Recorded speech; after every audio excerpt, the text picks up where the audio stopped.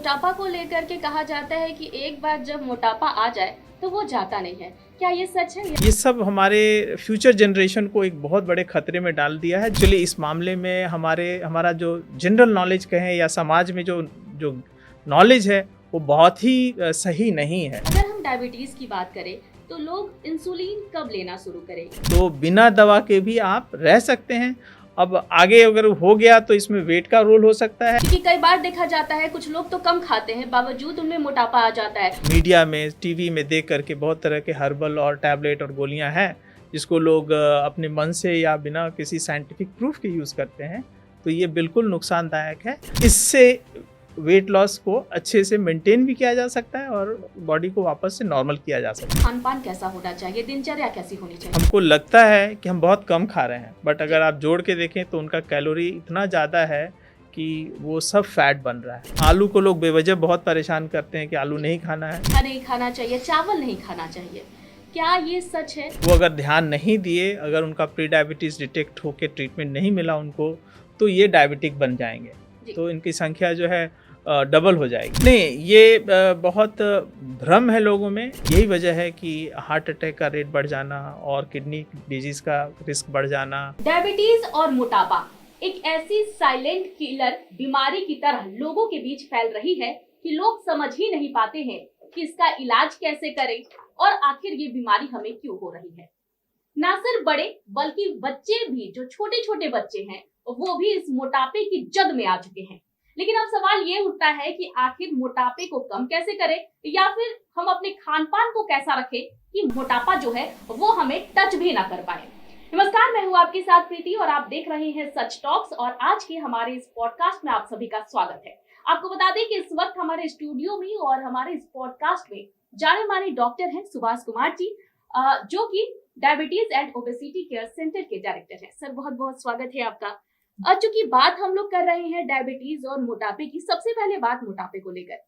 छोटे छोटे बच्चे हैं, हम देखते हैं हमारे समय में होता था, हमारा खान पान भी अच्छा होता था, हमारे समय में बच्चों को ये ज्यादा बीमारी नहीं होती थी, लेकिन छोटे छोटे बच्चों को भी आजकल मोटापा हो जा रहा है। क्या कारण है इसका?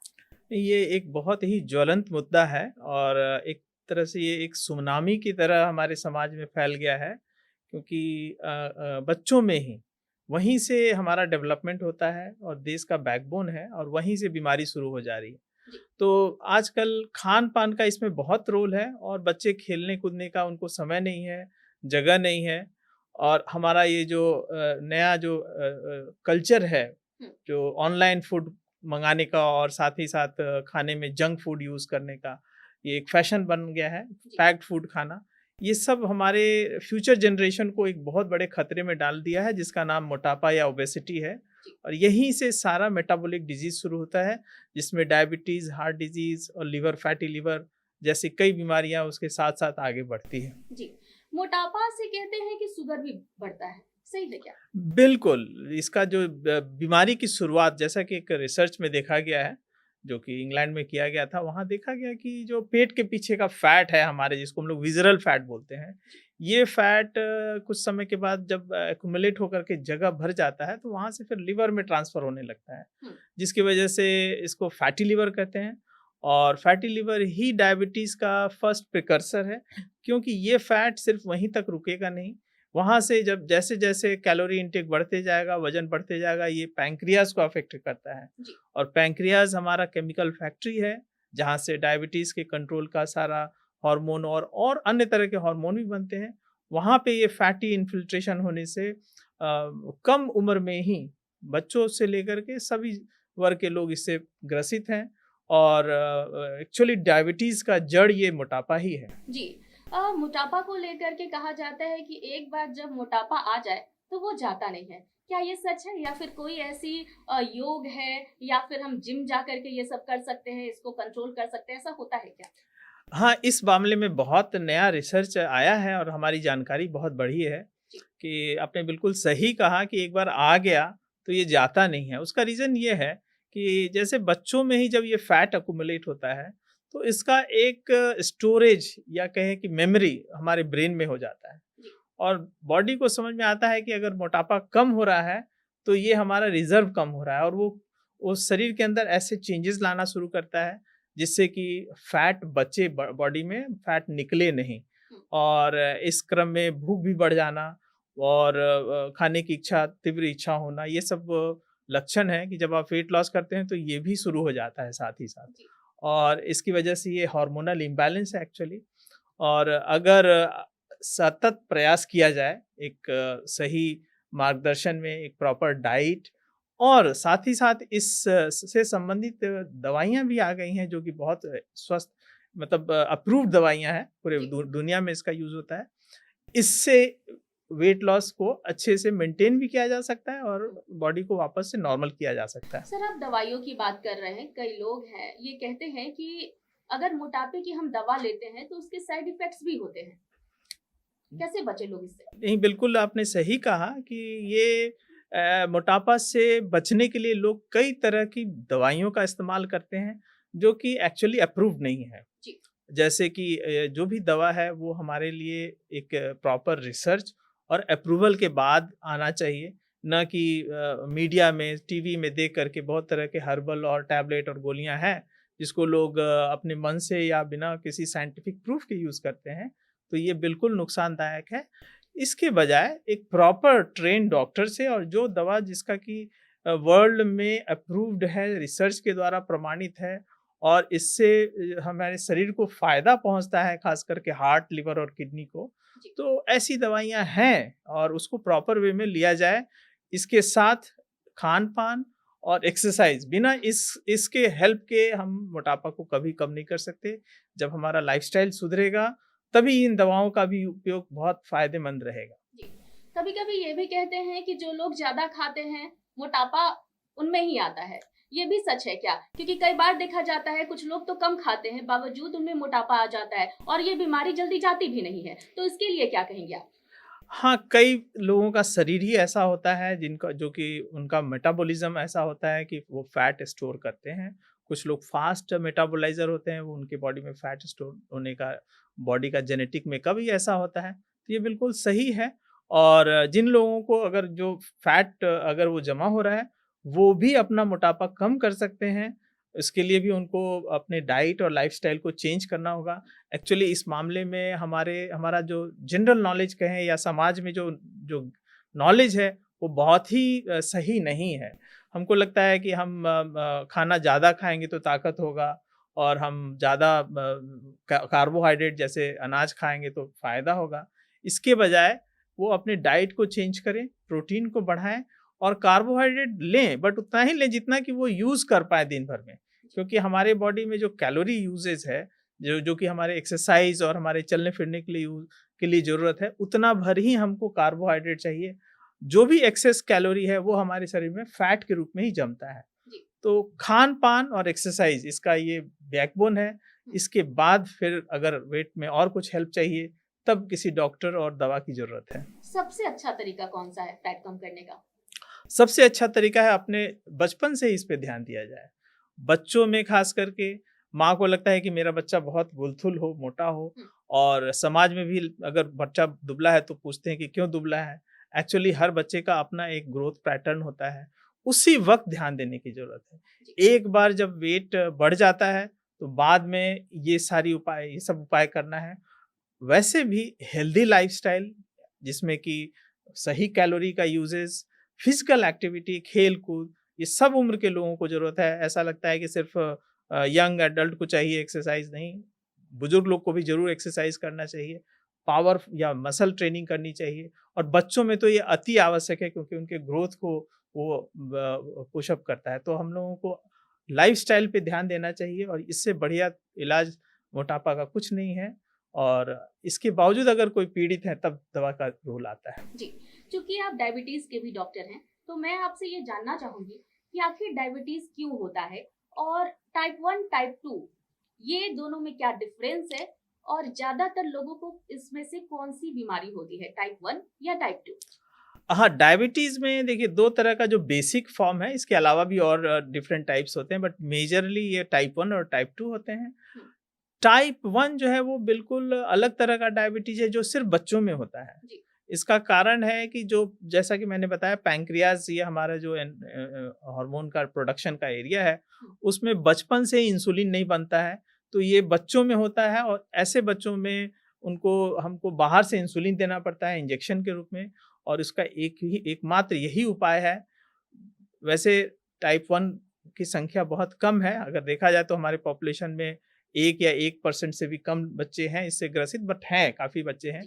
और टाइप 2 मेजर टाइप होता है जो एडल्ट में होता है और जिसके बारे में हम बात कर रहे थे कि मोटापा से होता है। ये टाइप 2 वाले डायबिटीज़ हैं जो जिसमें फैट, मोटापा और इससे संबंधित मेटाबॉलिक डिसऑर्डर जो है वो टाइप 2 वाले जो कि 99% लोग होते हैं।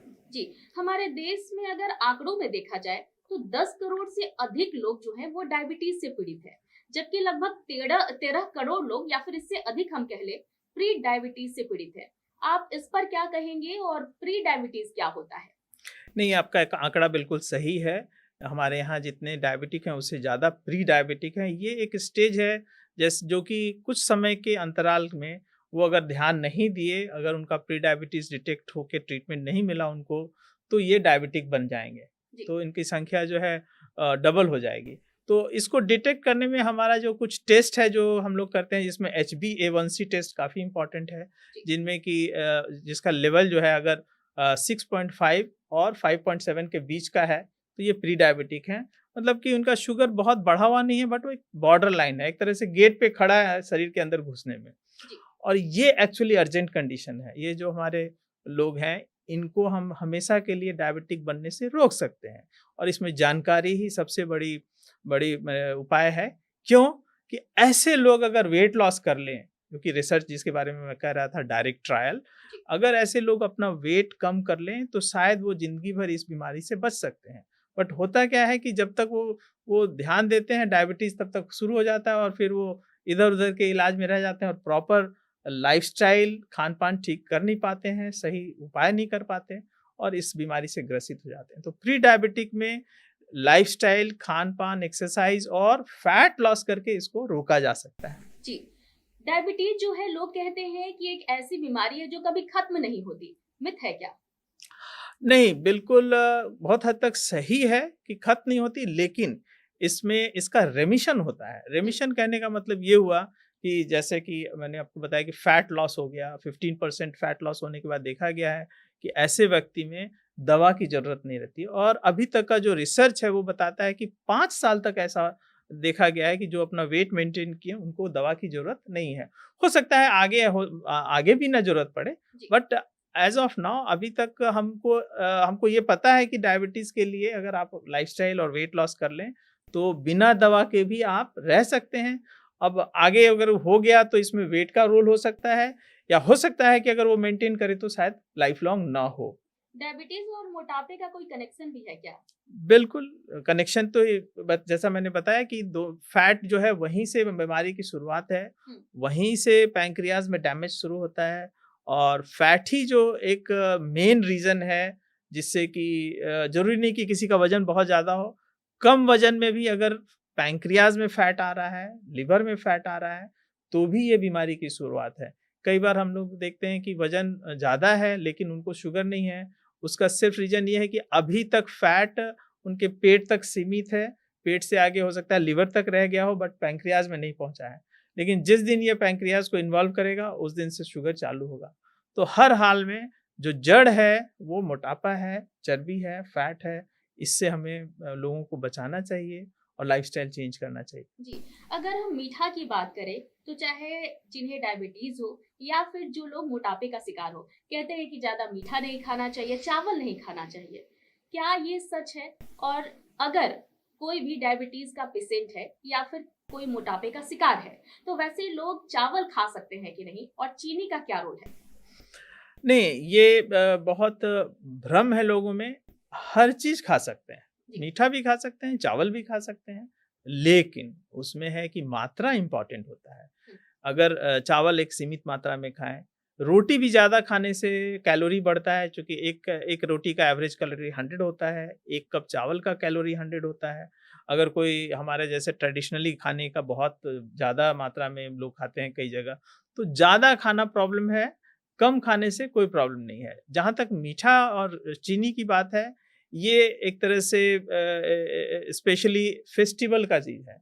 हम इसको हमारे जो पूर्वज थे वो किसी त्योहार में कोई बहुत इंपॉर्टेंट गेस्ट घर आए या कोई बहुत खुशी की बात है तब हम लोग खाते थे, और आज के डेट में सुबह से रात तक हमारे घर में मीठा पड़ा है, चीनी पड़ा है, चाय है, और दिन भर हम चीनी का उपयोग कर रहे हैं, जो कि हमारे लिए एक स्वीट पॉइजन से कम नहीं है।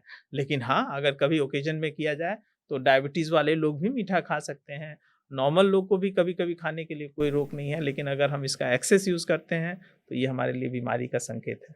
जी, अगर हम खान-पान की बात करें तो जिन्हें मोटापे की शिकायत है, वैसे लोगों का खान-पान कैसा होना चाहिए? दिनचर्या कैसी होनी चाहिए? बेसिकली मैंने जो देखा है अपने क्लिनिक प्रैक्टिस में कि लोग का कैलोरी इंटेक बहुत ज़्यादा है। हमको लगता है कि हम बहुत कम खा रहे हैं, बट अगर आप जोड़ के देखें तो उनका कैलोरी इतना ज़्यादा है कि वो सब फैट बन रहा है।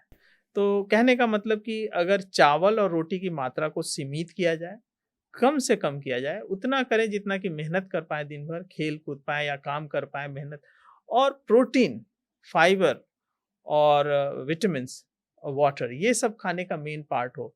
जैसे कि अगर दलहन की बात करें तो चना, मूँग, दाल, अरहर, राजमा, ये सब जो है प्रोटीन है। इससे हमारे हमारी बॉडी को कोई फैट या कोई कार्बोहाइड्रेट का दिक्कत नहीं है। इसके अलावा ग्रीन वेजिटेबल्स, सैलेड्स जो है ना, जैसे टमाटर है, बहुत इम्पोर्टेंट, हर व्यक्ति को कम से कम कच्चा टमाटर सलाद के रूप में 3 से 4 ज़रूर खाना चाहिए दिन भर में।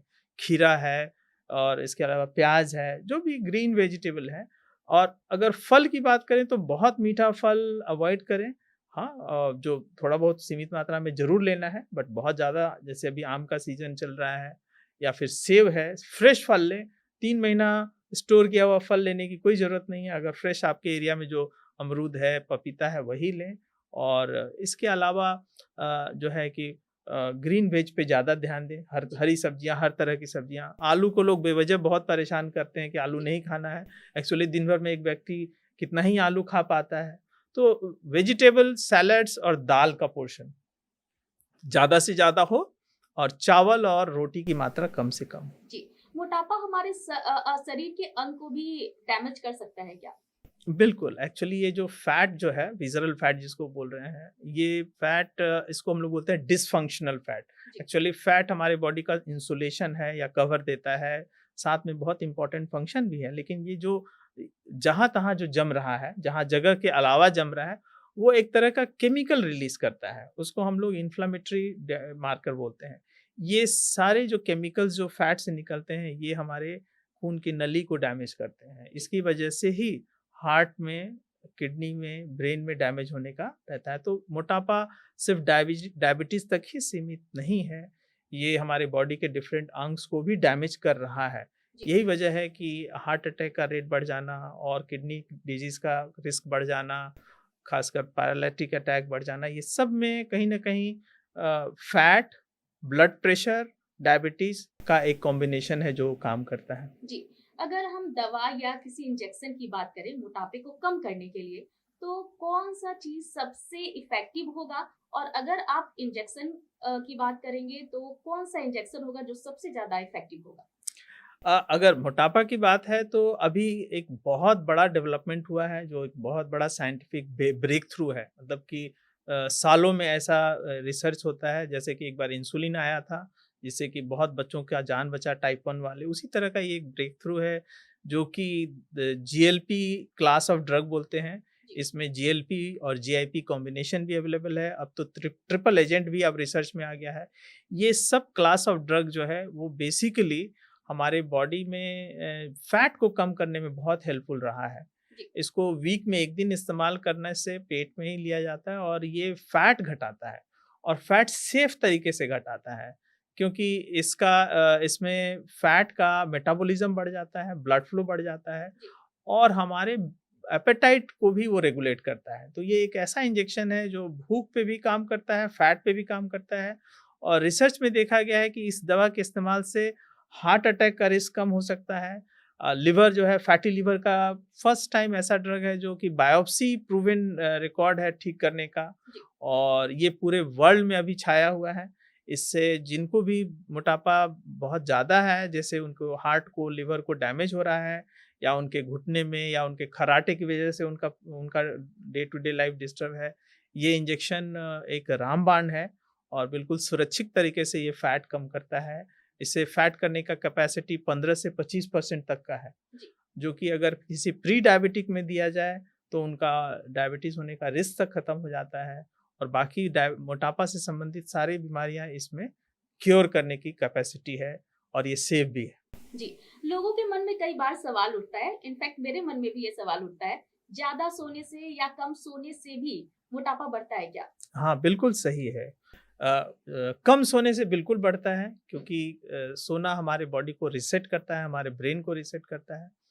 सोने से हमारे बॉडी का कॉर्टिसोल लेवल, एक ऐसा हार्मोन जो मोटापा बढ़ाने में सहयोग करता है, वो लेवल बढ़ जाता है। तो कम सोना मोटापा का कारण है और बहुत सोते रहेंगे तो फिजिकल एक्टिविटी कम हो जाएगी और सोने में ही टाइम निकल जाएगा, तो फिर आप कुछ खेल नहीं पाएंगे तो भी मोटापा बढ़ेगा। तो ये दोनों, कम सोना और ज़्यादा सोना, दोनों मोटापा को बढ़ाने में हेल्प कर सकता है। जी, अगर हम डायबिटीज की बात करें तो लोग इंसुलिन कब लेना शुरू करें? और जो लोग भी इंसुलिन लेते हैं उनके बारे में कहा जाता है कि उनका जो डायबिटीज है वो जो बहुत ज्यादा बढ़ गया है। तो आपको क्या लगता है, आप लोगों को इसे लेकर के क्या सलाह देना चाहेंगे? और जो लोग इंसुलिन लेते हैं उसका सही तरीका क्या है? इंसुलिन कब लेना चाहिए, ये बहुत महत्वपूर्ण क्वेश्चन है। इंसुलिन लेने के लिए जनरली आपको डॉक्टर से पूछना चाहिए, अपने से कुछ डिसाइड नहीं करना चाहिए। और इंसुलिन तभी दिया जाता है जब बॉडी में एक तरह से बहुत डैमेज हो रहा हो शुगर की वजह से, और वजन कम हो रहा हो, ताकत नहीं मिल रहा हो, तो टेम्पररी कुछ समय के लिए इंसुलिन दे करके सारे चीज़ को रीसेट किया जाता है। और इंसुलिन हमारे बॉडी के ग्रोथ को भी बढ़ाता है, ना कि सिर्फ शुगर कंट्रोल करता है। तो ऐसे कंडीशन में जहाँ बहुत ज़्यादा डिग्रो हो गया है बॉडी, या बहुत सीवियर इन्फेक्शन है, या ओरल मेडिसिन काम नहीं कर रहा है, तो इन सभी कंडीशन में इंसुलिन का रोल है। और अलग अलग तरह के इंसुलिन होते हैं, अब वीक में एक बार का भी इंसुलिन आ गया है। तो ये सारी चीज़ों को अपने सारे शरीर के टेस्ट के हिसाब से डॉक्टर से समझ करके बिल्कुल लेना चाहिए। और एक मिथ है कि एक बार ले लिए तो हमेशा लेना पड़ेगा, बिल्कुल गलत है। एक बार जब बॉडी रिकवर कर जाता है, बॉडी का सारा सिस्टम नॉर्मल आ जाता है और हमारा खान पान भी ठीक हो जाता है, तो इंसुलिन बंद करके हम फिर मेडिसिन में ही काम चलाते हैं, और मेडिसिन भी बिल्कुल मिनिमम भी हो सकता है। तो ये सब सिचुएशन के हिसाब से है, कोई ऐसा नहीं है कि हमेशा इंसुलिन ही चाहिए। कई बार ज़रूरत पड़ती है, कई बार दवा से ज़्यादा फ़ायदा इंसुलिन से होता है। तो इंसुलिन भी बहुत ही यूज़फुल है, और ये भी एक दवाई है जो सिर्फ मुँह से नहीं, हम स्किन से लेते हैं। जी, कई बार ऐसा होता है कि जेनेटिक ये बीमारी जो है वो पीढ़ी दर पीढ़ी चलते आती है। तो क्या अगर पीढ़ी दर पीढ़ी आ रही है डायबिटीज, तो वो ठीक हो सकती है क्या? इसको मेंटेन किया जा सकता है अगर शुरू से ध्यान दिया जाए। ज़रूरी नहीं है कि दवा से ही इसका इलाज है, हमारे डेली रूटीन और खान-पान से भी ठीक किया जा सकता है, कंट्रोल ज़रूर किया जा सकता है। जी। तो जेनेटिक में जो आ रहा है उनको रिस्क ज़्यादा है, तो उनको शुरू से ध्यान देने की ज़रूरत है। जी। और अगर ध्यान देते हैं तो एटलीस्ट कम से कम मिनिमम दवा से तो ज़रूर ही ठीक रख सकते हैं, और हो सकता है कि शुरू से ध्यान दें तो ज़रूरत भी ना पड़े दवा की। जी, गुड कितना इम्पोर्टेंट रखता है हमारे लाइफ में, और खासकर जिन्हें डायबिटीज है या फिर जो लोग मोटापे से ग्रसित है? बिल्कुल, ये बहुत ही कॉमन मिथ है जी। कि गुड़ खाना चाहिए, चीनी नहीं खाना चाहिए। एक्चुअली नॉर्मल पर्सन के लिए तो गुड़ चीनी से फ़ायदेमंद है, क्योंकि इसमें कुछ मिनरल मिल जाएँगे। लेकिन अगर आप देखें कि कैलोरी वैल्यू या इससे शुगर कितना बढ़ता है, तो जितना शुगर से बढ़ेगा उतना ही गुड़ से बढ़ता है। तो चीनी हो या गुड़ हो, दोनों ही डायबिटीज़ में हानिकारक है। लेकिन जैसा कि मैंने कहा कि कभी-कभार खाने में, अगर आपका शुगर कंट्रोल है और कोई एक फेस्टिवल में आप कुछ खा रहे हैं, तो वो हमारे लिए बहुत मायने नहीं रखता। लेकिन अगर कोई गुड़ डाल के डेली खा रहा हो, तो शुगर कभी कंट्रोल में नहीं आने वाला। जी, जितने भी डायबिटिक लोग हैं, उनका देखा जाता है कि बार-बार उन्हें डॉक्टर के पास जाना पड़ता है। आपको क्या लगता है, कौन-सी दवा ऐसी हो सकती है या फिर लोग क्या ऐसा काम कर सकते हैं जिससे कि बार-बार उन्हें डॉक्टर के पास ना जाना पड़े? नहीं, बिल्कुल सही कहा कि लोगों का शुगर कंट्रोल नहीं होता और वो इधर से उधर दौड़ते रहते हैं। एक्चुअली ये वैसे ही है जैसे कि मृग के नाभि में कस्तूरी, क्योंकि कंट्रोल करना उनके हाथ में है, ना कि डॉक्टर के हाथ में है। जी। अगर वो अपना लाइफस्टाइल ठीक कर लें, अपना खान-पान ठीक कर लें, तो उनका बिल्कुल कंट्रोल रहेगा और किसी भी कम से कम दवा में भी वो ठीक कर सकते हैं। लेकिन उसको करने के बजाय वो सोचते हैं कि दवा ही मेरा सब कुछ ठीक कर दे और डॉक्टर ही ठीक कर दे, तो ये बिल्कुल संभव नहीं है।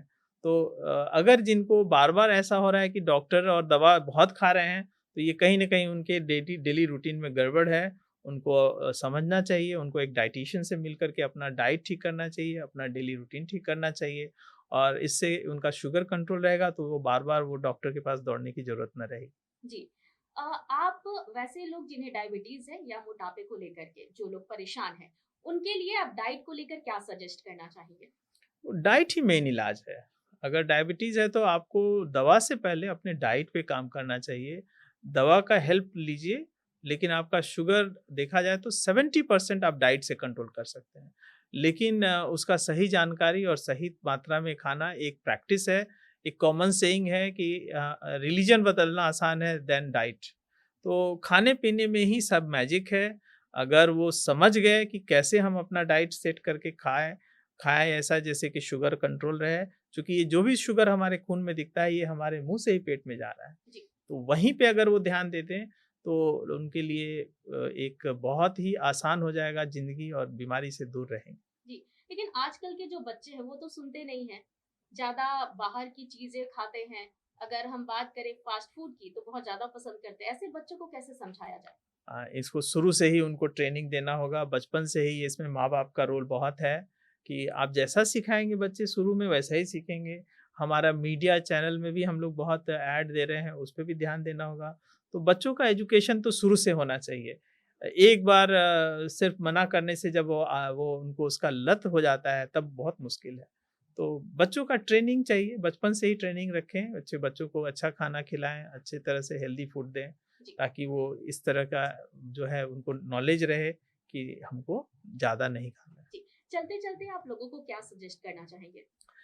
ये बीमारी जो है ये हमारे खान-पान में ही छिपा हुआ है। अगर आपको आपको कुछ गड़बड़ हो रहा है तो कहीं न कहीं आप कुछ खाने में मिस्टेक कर रहे हैं। बिल्कुल उस पे ध्यान दीजिए और अपने लिए टाइम निकालिए। लाइफ में आप सब काम करते हैं बट अपने शरीर का चेकअप भूल जाते हैं, अपनी गाड़ी का चेकअप नहीं भूलते। तो वो एक इम्पॉर्टेंट है समय-समय पे जाँच-पड़ताल और अपने लिए डेली आधा 1 घंटा व्यायाम, एक्सरसाइज़ और शरीर को फिट रखने के लिए अपना एक सतत प्रयास जो कि आपको हमेशा के लिए स्वस्थ रखेगा। जी। सर हमसे बातचीत करने के लिए आपका बहुत-बहुत धन्यवाद। आपने बहुत सारी चीज़ें हमारे दर्शकों तक पहुँचाई है क्योंकि दर्शक जो है ये इसे लेकर काफ़ी उत्सुक रहते हैं और उन्हें भी लगता है कि कोई एक सही सजेशन हमें दे दे, चाहे वो डायबिटीज़ को लेकर के हो या फिर मोटापे को लेकर के। तो जितनी भी चीज़ें आपने बताई है, ज़ाहिर-सी बात है हमारे दर्शकों के वो ज़रूर काम आएगी। धन्यवाद हमसे बातचीत करने के लिए। तो हमारे साथ डॉक्टर सुभाष कुमार बने हुए थे जिन्होंने डायबिटीज को लेकर और मोटापे को लेकर कई सारे सजेशंस दिए हैं। इसके साथ ही उन्होंने डाइट को लेकर भी साफ तौर पर आपको बताया है कि क्या खाना चाहिए, क्या नहीं खाना चाहिए।